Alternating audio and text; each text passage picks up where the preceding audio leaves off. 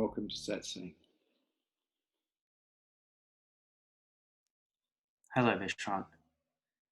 Can you please talk about who is Osho Rajneesh?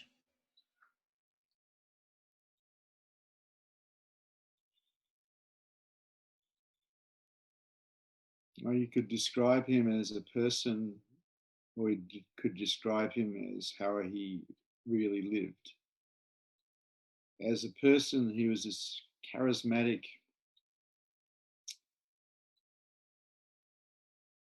highly intelligent, beautiful human being who was my spiritual master. But how he lived was very different. How he lived was he lived as beingness. Awareness was aware of itself inside of him. He was awake. He was enlightened. And so even though you could see him sitting in his chair in Satsang, you see him walk in, you see him sit in his chair, the chair was always empty.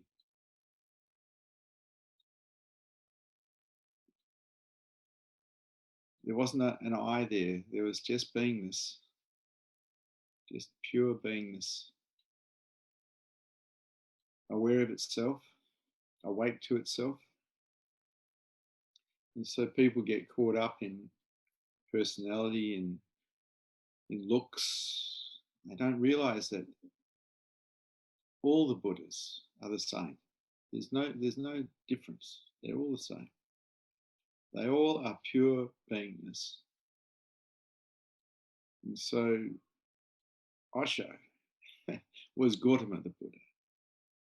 He was Nisargadatta. He was Ramana Maharshi. He was all of them. As anyone who's awake is all of them. The personality might be different. The body shape and look might be different. But there cannot possibly be a difference in beingness. It is always the same. And it is always here, now. And from my understanding, they all teach the same thing anyway. Surrender and wake up. Bottom line, everything else is frills. Surrender and wake up. Osho's methodology was witnessing the mind. Well, what witnesses the mind? What is this that's aware of the mind?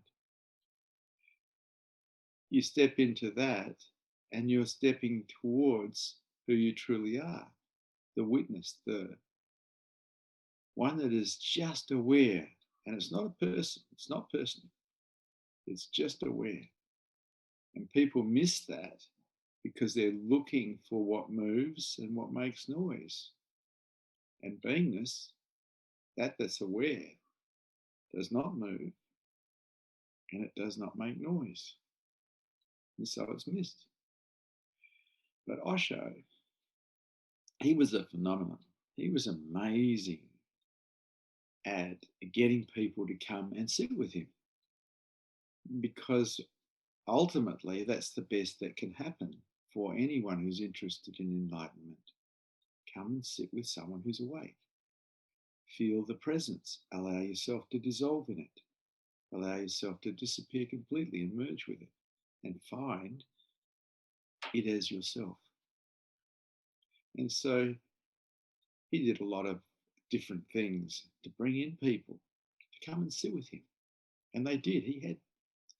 He had hundreds of thousands of people come and sit with him. I remember when I was with him in America in 1985 and 1984. I think there was like 20,000 people there in the middle of a desert in Oregon, sitting with him. And for the first year, in 1984, I was there. He was in silence. You go into Satsang in the morning for a few hours or 3 hours and sit in silence with him. And in the evening, darshan, you'd sit for another few hours or so in silence with him. Because Satsang is really about association with truth, in that presence, in that Buddha field. That's Satsang. The words really, in a lot of ways, are empty. Don't have much meaning.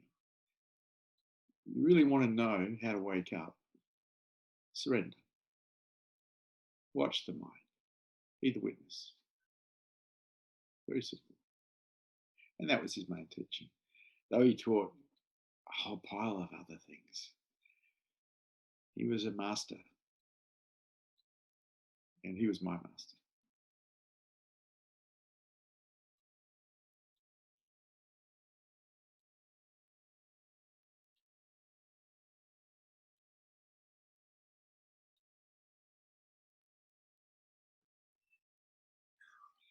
Are there any questions? Any statements? Or any challenges to this teaching today? The first question, what do you mean when you say that he was your master? It took me a little bit of a while to work out what he actually was. When I first came across him, I just was fascinated by him. I had a curiosity about what he was teaching, about a way to freedom. And I already thought I was pretty free. But I wanted to play the game, so I went along to see him. And the first year I was there, I felt him, but I didn't feel much of him. I was a bit closed. I was a businessman. I was a bit closed. The next year I went and I actually interviewed him because I was a journalist. And he blew my socks off. I started to realize that there was two types of people on this planet. Those who are awake and those who are asleep. And he was awake. And I realized that he had the potential to help people wake up to the same space he was at, the same truth he was living, the only truth. We are beingness. And to live as that, not just to understand it or think of it or remember it, but to live as that. And so I'd taken sannyas, I'd become a sannyasin with one of his sannyasins in 1983, and I'd been with him since 1982. But it wasn't really until 1985 that I really took him on as my master, because I realized that he could take me somewhere I couldn't go by myself, and that he'd mastered his mind, and that he ran rings around me. And that's when I became quite devotional towards him, because I realized it is a love affair with truth that brings people home. It is in that love affair with truth, which quite often begins with a love affair towards the teacher or the master, where people learn to surrender. Because unconditional surrender is like a death. And it's in that love affair with truth that people surrender unconditionally and wake up. And I had a love affair with truth. I loved Osho. And I was so grateful for what he had shown me, because he gave me glimpses of my own true nature. He blew my mind, gave me glimpses of who I truly was, set me really on the path to freedom. So ever grateful.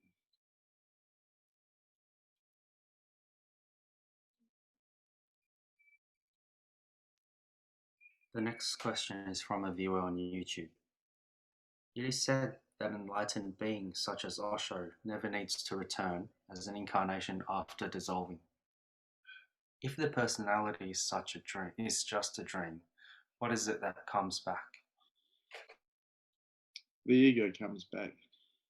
The I that has unfinished business returns, comes back and starts a new life, does the whole thing again, repetition, life after life, bringing back whatever karmas, positive and negative, are attached to it. It all comes back. over and over and over again. If someone dies before the body does, if the ego dies before the body does, and the unconditional surrender is the death of the ego. Someone dies, becomes enlightened, there's no need to come back. I think it's possible they could come back again, but I don't think they need to come back again. When I say need, it's like people don't get a choice. You come, if you haven't woken up, you come back, that's it. But if you've woken up, I think there's a choice. You can come back and be a light for others in another lifetime, or you don't need to come back. Because what we are, what we truly are, can't be touched by death. It's always here. But out of compassion,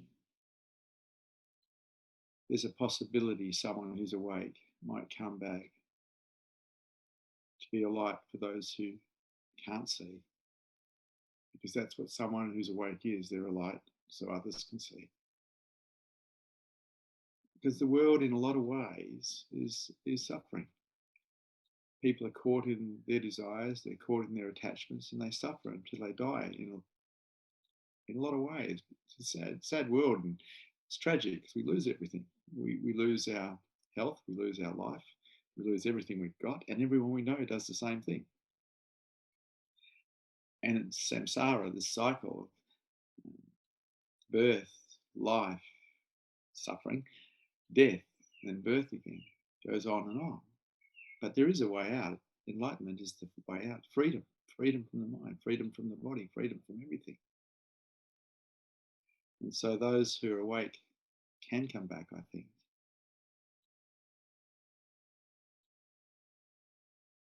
And be a light for those who are suffering, those who want to be free.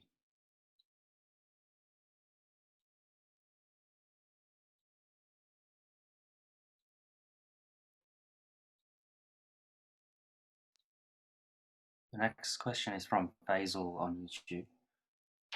What is your comment on why Osho wanted to end his life in his last days? I don't know about that. That's not my understanding. I wasn't with him in the last days. I left I left Pune a few weeks before he died. I was very sick. I needed to get back to Australia. And I wasn't in his company. I wasn't part of his inner crew. I don't know what happened there. I've heard rumours, but I don't. Rumours are rumours. I don't know what's true. If he had been my good friend and I'd been there at his side when he was thinking about what he wanted to do, maybe I'd know, but I wasn't there. I was just a sannyasin who was visiting. You'd have to ask that question of someone who was there.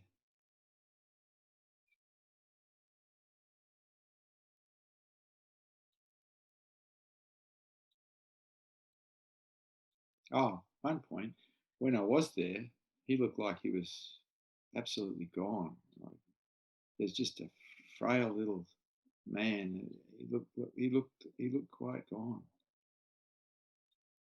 So he didn't look like he was really there in the body much, and he looked very frail.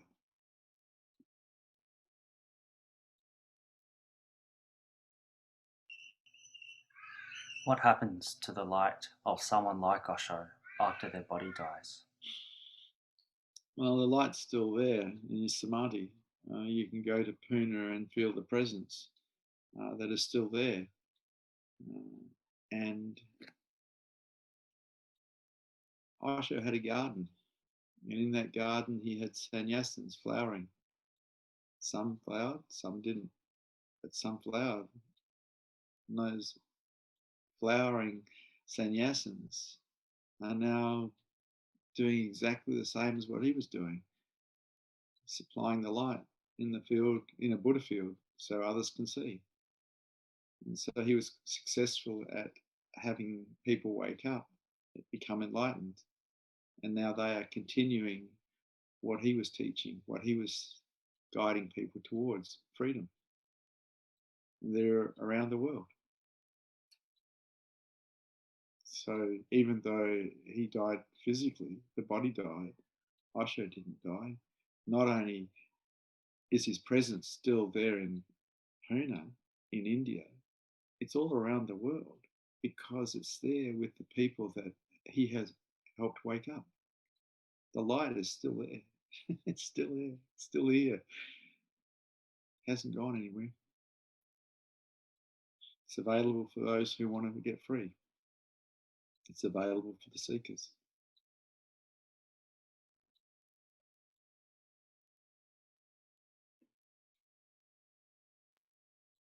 I've seen videos of Osho, and he seems very soft and gentle.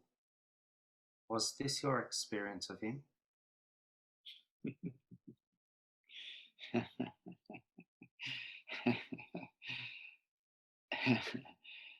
You can pat a lion and think the lion is very soft and gentle while you're patting it until it roars.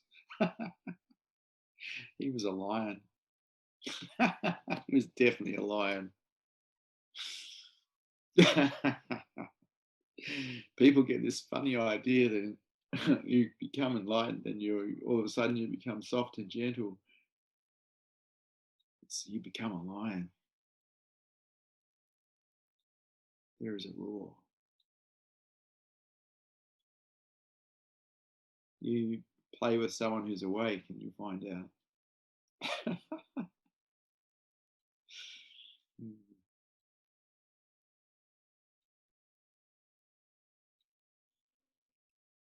The next question has been written by Pooja. Is it possible to feel his presence now? I sometimes feel that he's around when I'm in deep meditation, or is this my imagination? Tune in right now.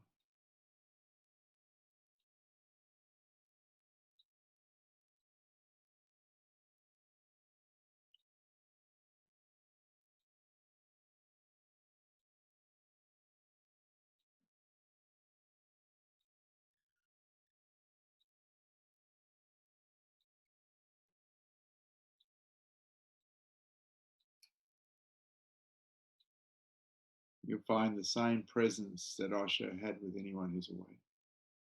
It can't be different.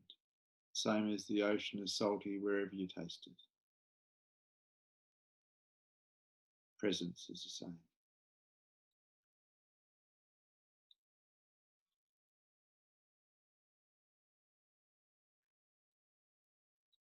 The next question. Why did Osho give his sannyasins new names? A couple of reasons. When you take sannyas, you're creating a new life for yourself. You're leaving your old life behind and you're starting a spiritual life. And so part of that is taking on a new name because the old name that you had has a certain history with it. And you can leave that history behind. You take on a new name and you start anew. So I took sannyas, I think 39 years ago now. So I'm 39 years old as a sannyasin. My name that they gave me, that Osho gave me, was Prem Vishrant. Prem meaning love, and Vishrant meaning restful or relax. And I had enthusiastically asked if I could come and help run the ranch. And they sent me back a name saying, relax. And it was the very thing that I needed to learn because I was a publisher at the time. And publishing is very high pressure, high pressure. That's a good way of putting it. Lots of salesmen. I think I had 30 odd advertising space salesmen and 5 clerical staff, and it was hectic as putting out 4 or 5 publications a week. And I got given this name, relax, become restful. And so it was a sadhana being a teaching. You need to learn to become restful love. Oh, That was going to be pretty difficult because I was definitely not restful and I didn't experience much love at the time. And so the name that I was given, my sannyasin name, was a name for me to move towards so I could get free.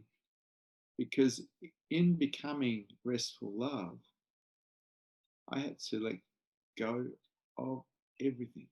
I had to open up everything. I had to let go of all defenses. And then I found restful love. It's not a person. It's a feeling, if you like, to be able to rest in love. So beautiful. So for me, it was quite a journey going from a three-piece suit businessman publisher to becoming a sannyasin. And in those days, wearing red or orange, called the orange people, and wearing a mala with a picture of my guru on the end, my sales staff, my clerical staff, thought I'd gone nuts. But I hadn't. I'd just become a spiritual seeker. I'd become a seeker of truth, wisdom and truth. And I embraced it, and I wore the colours, and I wore the name, and I practiced what Osho taught. I practiced meditations every day. I practiced witnessing the mind all the time, and I practiced self-inquiry. One other practice I practiced because I recognized that if I really wanted to feel love or know love, I needed to be more open. I was too closed. So I practiced openness. Anytime I found myself in any form of contraction, I opened up and had a look at the belief systems that created that closure and undid them. Because I wasn't interested in being closed. I wasn't interested in being protected, defended. I was more interested in perceiving love. And so sannyas is a spiritual life. It's taking on a spiritual life. Now for me, it was in the marketplace, not in a monastery, not in an ashram, but in the marketplace. And if you practice what the teachers teach, it works. The only time it doesn't work is when you don't practice it. So in the practice of openness, that absolutely destroyed me, pretty much. In the practice of meditation, becoming more present to what is real, well, that's just brilliant. The practice of self-inquiry, you can find yourself as truth. In the practice of witnessing the mind, you can find yourself as the witness, as that is aware. And this happens if it's practiced. But it's not going to happen if you just collect knowledge and think that somehow you know something. It happens because of practice. You always remain a beginner and practice. So sannyas is a way of life. To be a sannyasin is to have a spiritual life. From my understanding, you put truth first. You put heart first and everything else below that. There's nothing else wrong with having things below that, but truth and heart have to be first. Whatever we put first wins. So if we put business first, well, business wins. If we put relationship first, well, relationship wins. But if you put truth first, and you put heart first, the chances are you're going to wake up. It's up to you.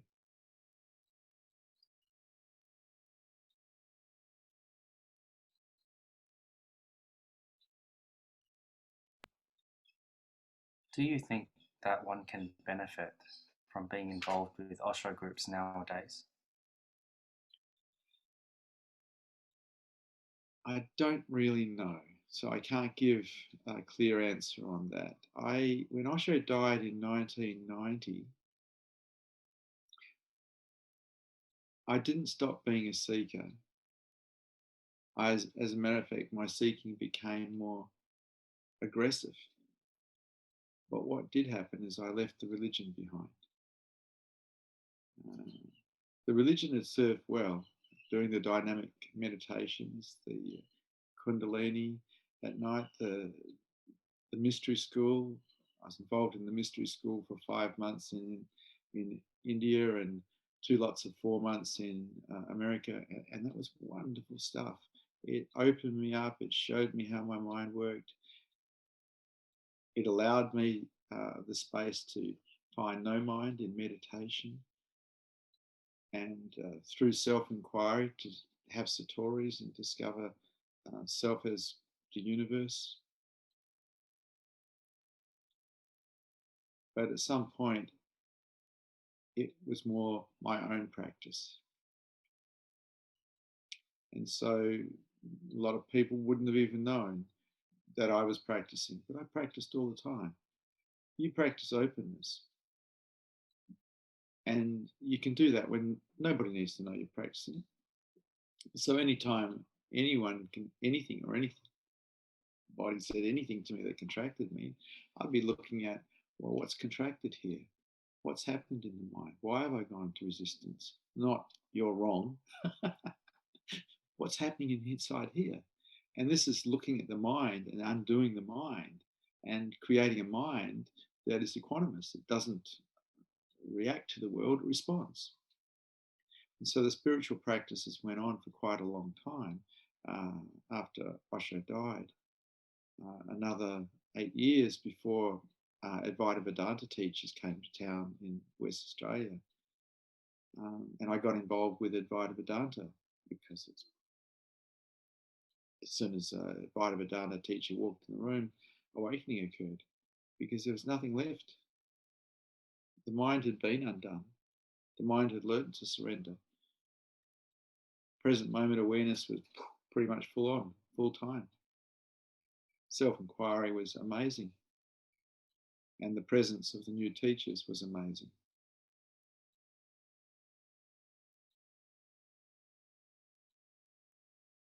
So I don't really know what's happening with the Rajneesh organization so much anymore.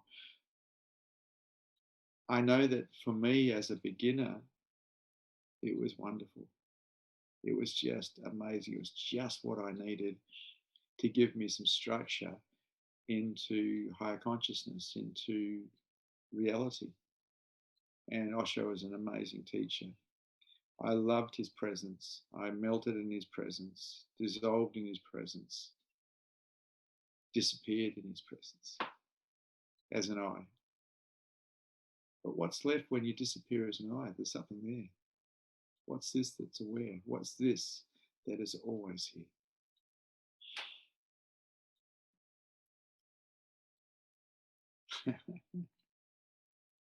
So I don't really know. I don't know.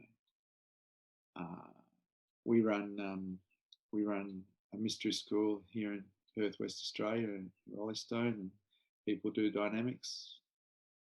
They do self-inquiry. They do the different meditations. They do openness, practice of openness, and they take sannyas here. They take new names. They take a new life, a spiritual life, and seek the truth. It's continued. You know, people say, well, Osho died. No, he's alive. He's here. Anywhere where there's someone awake, he's there. He's always there. Same as Gautama the Buddha, always here. Same as Ramana Maharshi, Nisargadatta, all of it. It's all, the light is here.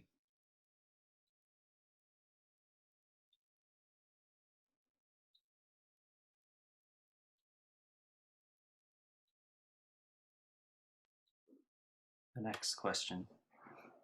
Why do you think some of Osho's students ended up doing harmful things?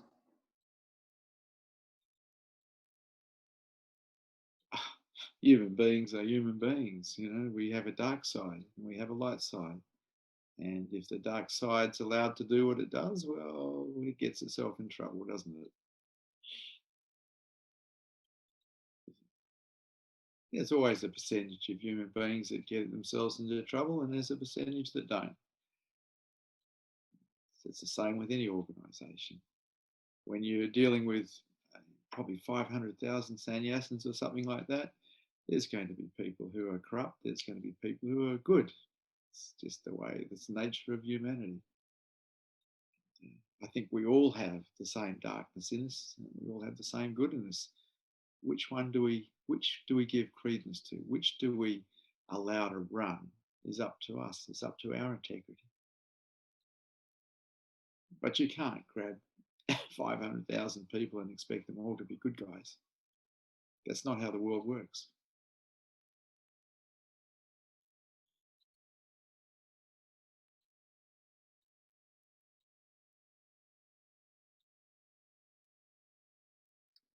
What do you think was the purpose behind wearing the orange robes? Represented the sunrise, the beginning, fresh beginnings, new beginnings. When the sun comes up, it's a new day. It's a celebration of life, celebration of the new day. It also allowed us to wear the colours of someone who was a spiritual seeker. It was telling people what we were into and telling ourselves what we're into. It was a reminder. Wearing Osho's mala around my neck reminded me constantly that I was a sannyasin, that I was a spiritual seeker, that I was seeking wisdom and truth. I was seeking enlightenment. It was a wonderful reminder. When he decided that we didn't need to wear it anymore in 1985 because too many sannyasins were being assaulted around the world, I was unhappy about that because I like wearing the colours. I like wearing his mala. I like being a devotee of Osho Rajneesh. I love the love affair. And I like to present it to the world. I'm proud to be his sannyasin.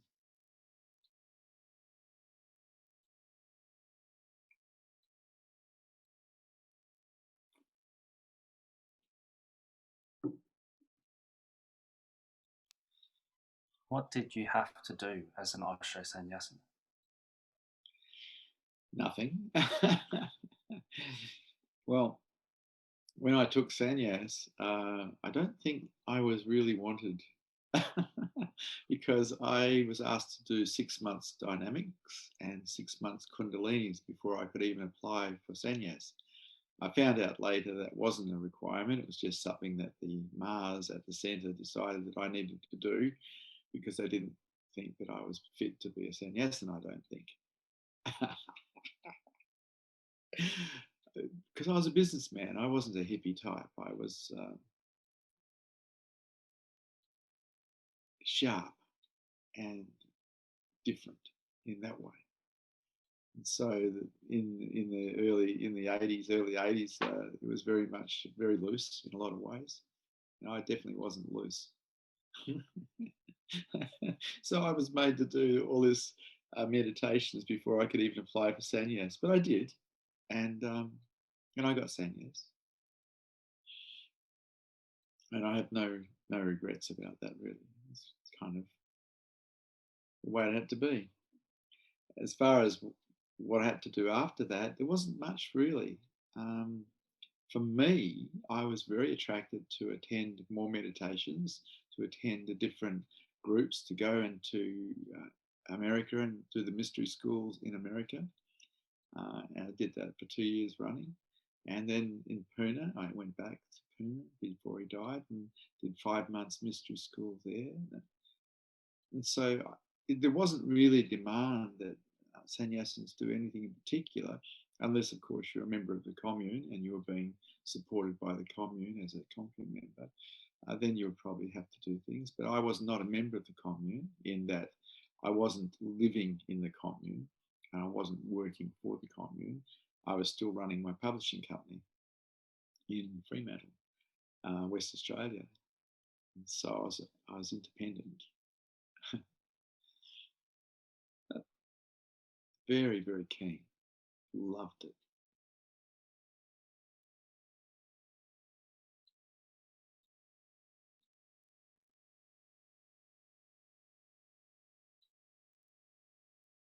What were the teachings of Osho that made him so popular?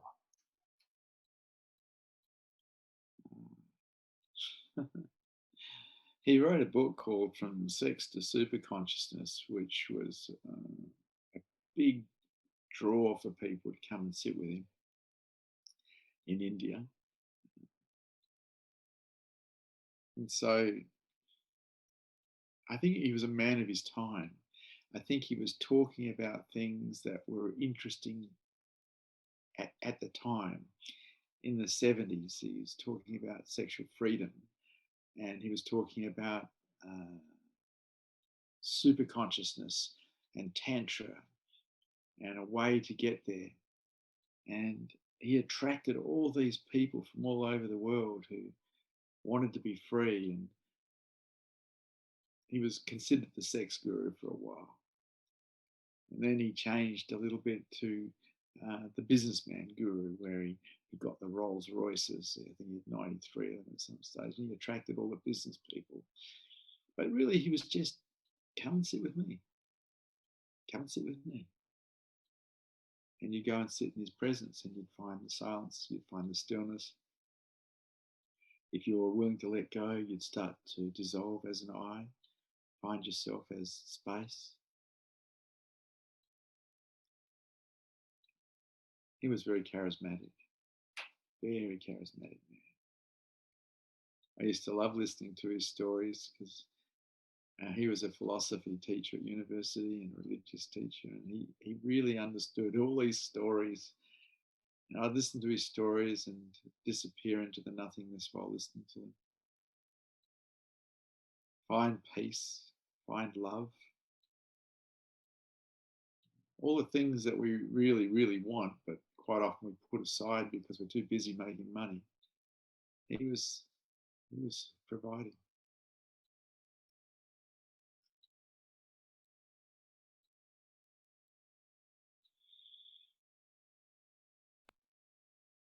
How come Osho did not speak for a period of time in his later years of teaching?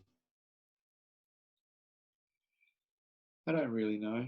He was in silence when I became a sannyasin, and he continued to be in silence for another 2 years after I took sannyas.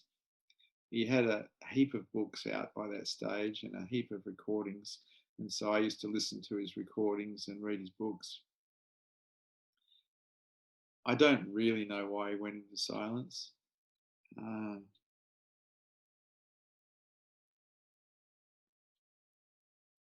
So I can't make a comment on it.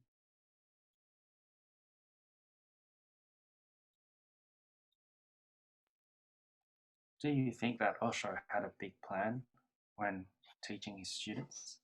He had a big plan, all right. He was trying to create the new man.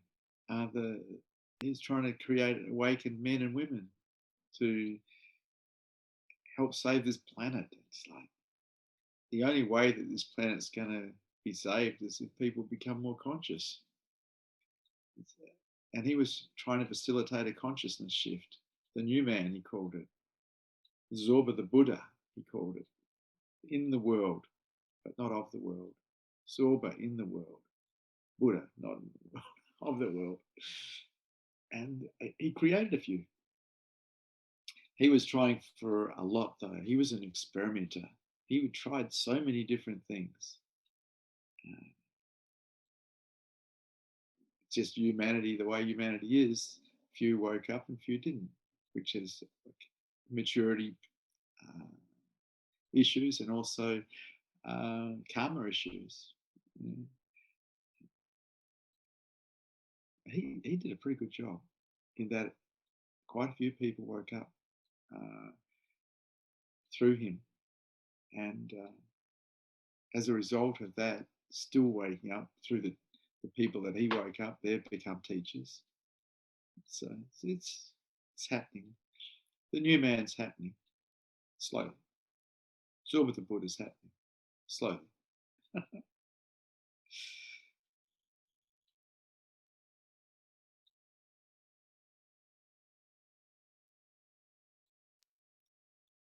Why did Osho have 99 Rolls Royces? I think it was 93. he wasn't absolutely positive he wasn't attached to anything. And so it was just an advertising ploy. Just, yeah, come and sit with me. Definitely attracted attention to him. Same as some of his books did, attracted attention. It's like Gautama the Buddha in his day 2,500 years ago would walk from village to village teaching the Dharma and wouldn't stay under the same roof for more than one night.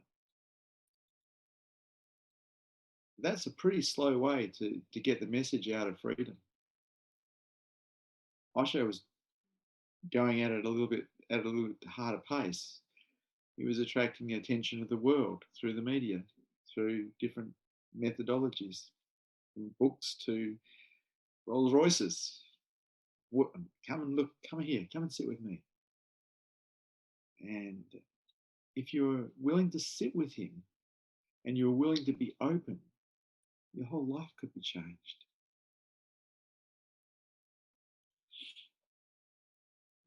So I think that he was just advertising. He was just the Buddha advertising. Come and sit with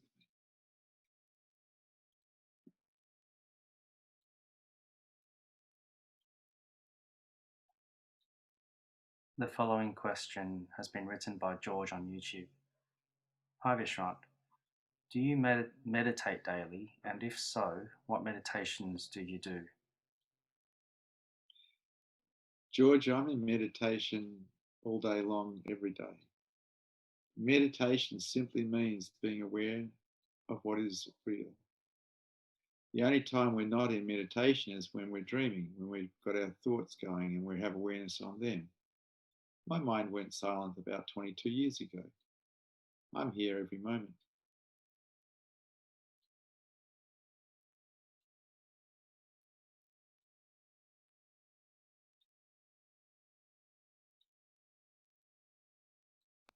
The next question. What were Osho's satsangs like?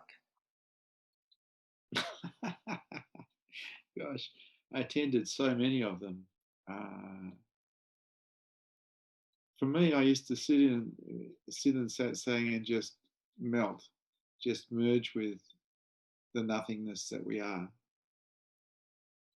So the mind would dissipate, still present, but practically no mind, just listening to whatever he was saying or sitting in silence in his presence. I didn't really know what I was doing. I was just doing it because everyone else was doing it.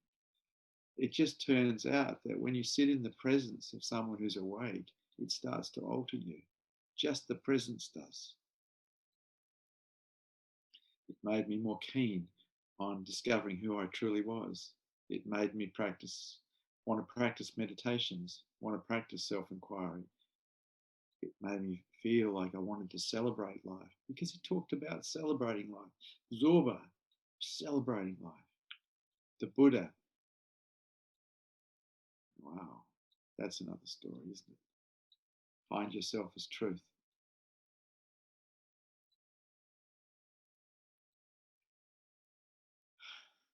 I love being with him. It was a great adventure, an amazing adventure. Life is an adventure, but sometimes people don't make it a really good adventure. The best adventure is the adventure towards higher consciousness, is the adventure towards enlightenment, is enlightenment itself. This is the best adventure.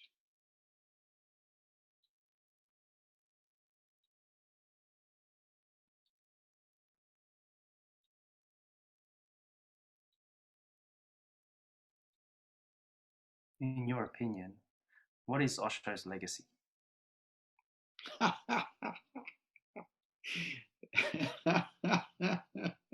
How about freedom?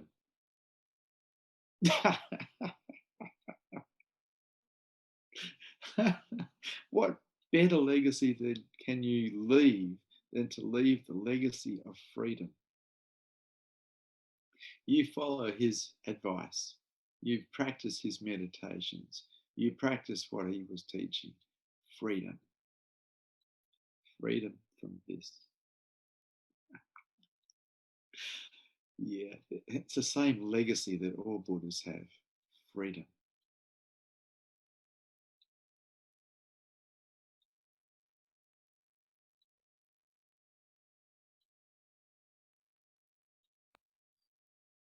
Osho seemed like a very surrendered person. Did he speak of how he developed this? Probably.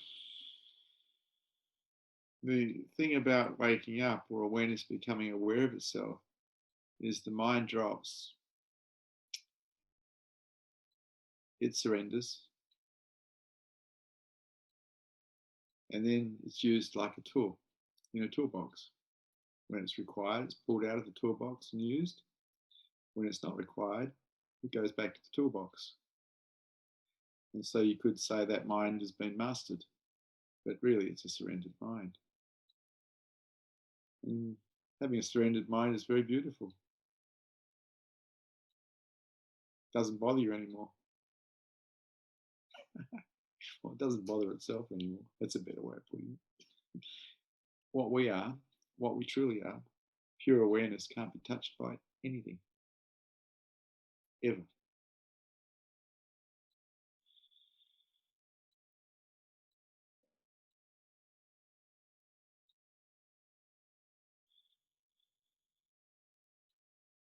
Are all Buddhas the same? Yep.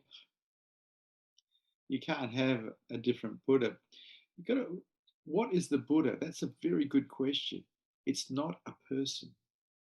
The Buddha is the energy field produced when awareness becomes aware of itself in a human being. There is a field of energy produced called a Buddha field. That is the Buddha. The Buddha is not a person. Someone who's awake is not personal anyway. It's a field of energy produced by awareness being aware of itself. And it's the only way that you can actually tell if someone's awake or not anyway, because anyone can say the right words or have the right mannerisms. But someone who's awake has a Buddha field. And if they're fully awake, they have that Buddha field 24 hours a day. And for those who can perceive it, it is there 24 hours a day. And that's the only way you can tell if someone's awake, if the Buddha field is there 24 hours a day.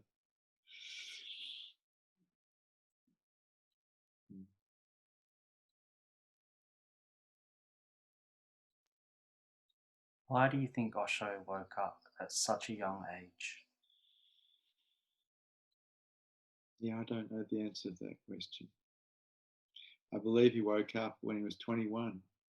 That's pretty young. But then again, there are other awake people on the planet today, Amma being one of them, who woke up much earlier than that. The only thing I can say about that is that they did the work in previous lives, that this is not the first time they've been playing this game. And so people come in that you see, they seem more advanced or they seem more conscious, they have better chance. Well, maybe they've done this in previous lives, they've done the work. We don't know. It's all karmic. Learning to surrender is difficult because we're basically, as humans, survival mechanisms. It goes against all our programming, all our patterning. But the key to enlightenment is surrender, unconditional surrender of the mind.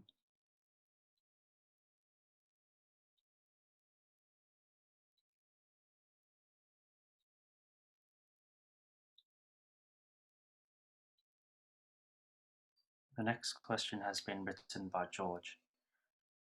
What techniques did you do with Osho to silence your mind 20 plus years ago? I'm interested. Okay, I don't George. even know where to. Okay, George. What had happened was after Osho died in 1990, I continued to practice meditation daily and self-inquiry and witnessing the mind and the practice of openness. In 8 years later, in 98, a guru came to town down south of Perth in Denmark. And I went down to see him for a 14-day retreat. The moment he walked in the room, awakening occurred. I found myself as the universe. And then I stayed for the 14 days, did the retreat, and flip-flopped all over the place. Back and forward, beingness, ego-based reality, beingness, ego-based reality. And then a few other teachers came. He left. A few other teachers came. 𝐬𝐞𝐥𝐟, Bartman, and Isaac came back to town again. And during this, I went to all the retreats. I hosted some of these teachers, and continued to practice self-inquiry diligently, because I took Ramana Maharshi on as a teacher, even though he died 4 years before I was born. I took him on as my teacher and practiced his teaching of self-inquiry, which is to inquire into every thought that arises in the mind as to whence it has come, who's aware, or what's aware.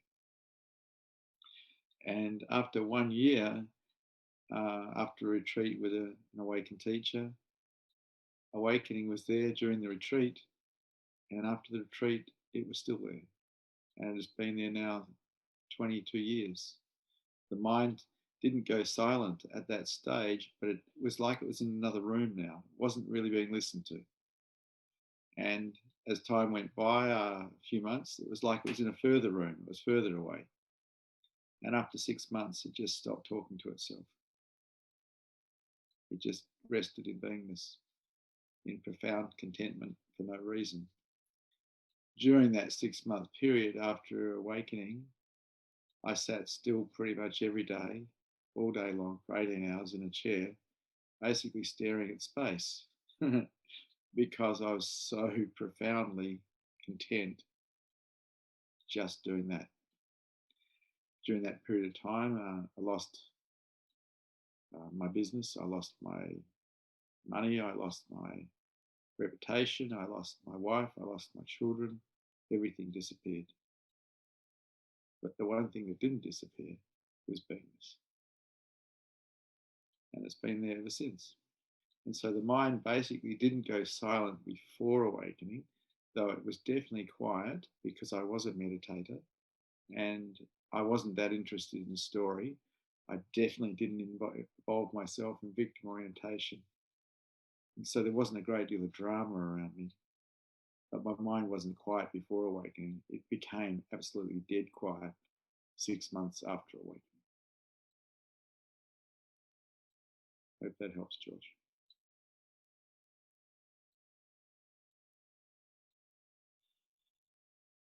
How did you develop a quieter mind in the earlier stages of your practice? Well, that began when I was 19 and I got involved in encounter therapy and read a book by Ken Keyes called The Handbook to Higher Consciousness. And Ken talked about how we produce our mind, and how we don't need to be victims of life, and that we don't need to support worry, and a few other different things. And I understood what he was saying, and I stopped being a victim to life. I refused to be a victim of other people. I refused to be a victim of circumstance or of myself. When I say I refused to blame. I didn't go into the world. I left the world of you make me feel, and swapped it for the world of I make myself feel. I'm responsible for my feelings. You can't do anything to make me feel. I'm not a victim of you.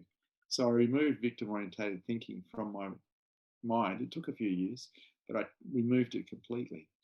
And then I removed worry at the same time, because I could see that as a total waste of time as well.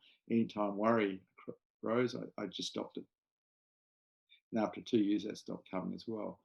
And so my mind wasn't entertaining drama, but on top of that, I was into extreme sports. I was into motorbike racing, car racing, rugby, martial arts, hunting sharks underwater. Anything that was dangerous, I was into. And it wasn't until I took up meditation with the Rajneesh organization when I was 28 that I realized I was in love with the present moment. And all of those dangerous things that I did just took me to the present moment. I found in meditation, I didn't need to risk my life to be in the present moment.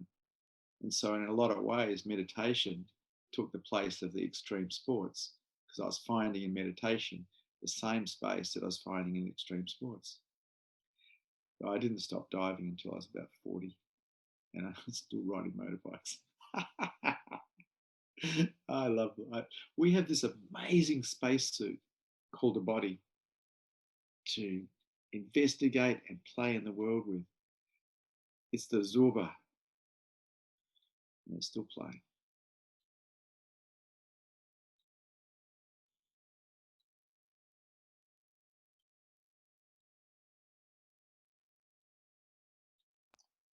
Next, we have a statement written by George. I'm interested in meditation, but don't even know where to start or how to start.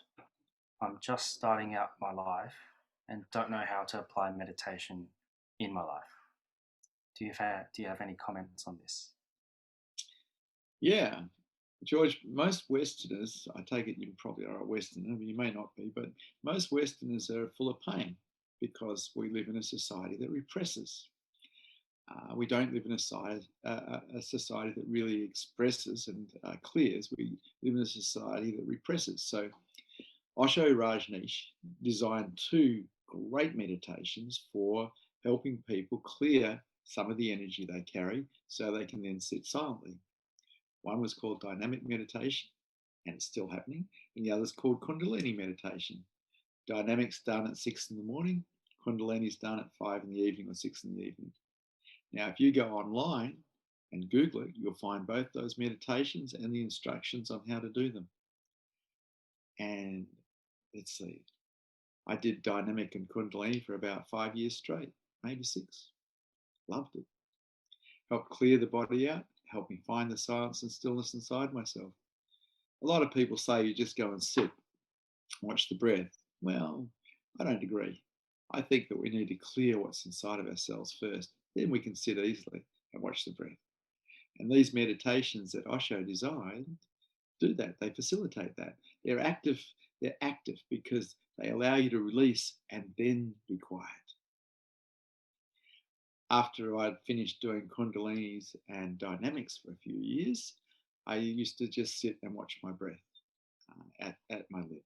And I could do that because I'd cleared a lot of the junk inside of myself that I'd picked up and repressed over a lifetime.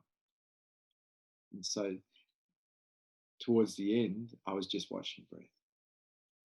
But in the beginning, I did a lot of dynamics and a lot of Kundalinis, and they kept me fit, not just cleared the house and allowed me to sit. And so I recommend those meditations, and you'll find them online and the instructions on how to do them. They're wonderful things. So if I was you, that's where I'd begin, George.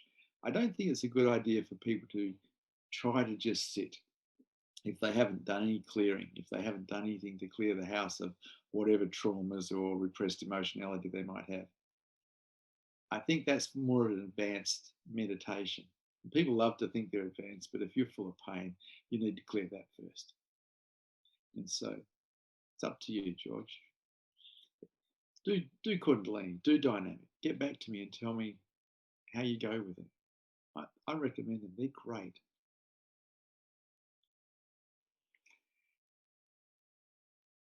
Thank you for Satsang. Good to see you brave hearts here today.